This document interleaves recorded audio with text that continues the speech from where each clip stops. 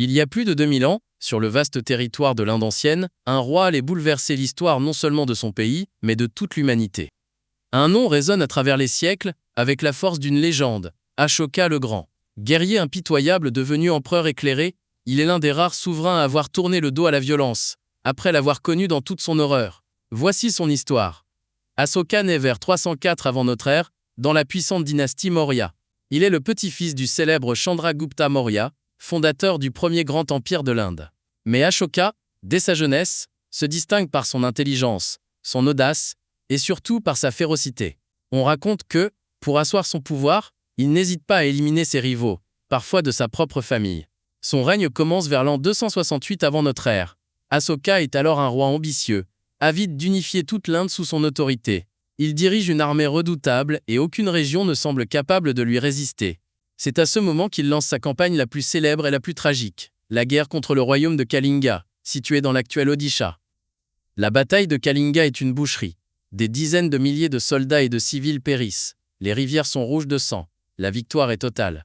Mais elle laisse Ashoka vidé, brisé, bouleversé. En contemplant le champ de ruines qu'il vient de créer, il ne ressent ni triomphe, ni fierté. Seulement du dégoût. Ce moment marque un tournant radical. Ashoka, le roi de fer, abandonne le chemin de la guerre. Il découvre alors les enseignements du bouddhisme.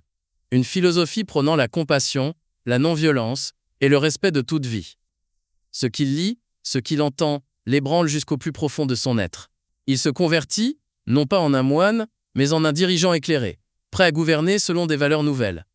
Ce revirement est sans précédent. Ashoka décide de diffuser la paix par le pouvoir. Il fait graver ses idées dans la pierre, littéralement.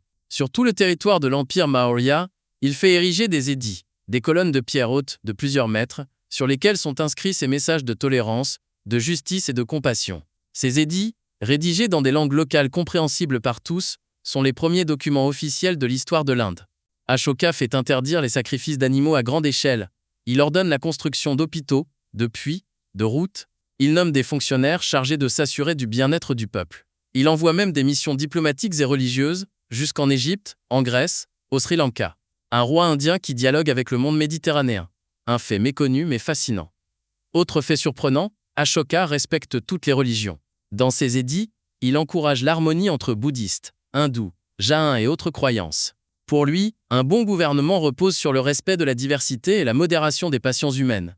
Et pourtant, il ne devient jamais un souverain faible ou effacé. Au contraire, son empire atteint une stabilité et une prospérité sans précédent. Le peuple l'admire, ses ennemis le respectent, et son héritage s'ancre profondément dans la culture asiatique. Après sa mort, autour de 232 avant notre ère, son nom disparaît pendant des siècles, éclipsé par d'autres dynasties. Ce n'est qu'au XIXe siècle que des archéologues redécouvrent les colonnes d'Ashoka, gravées de ses paroles sages, dispersées à travers l'Inde. Le monde découvre alors l'histoire incroyable de ce roi guerrier devenu messager de paix.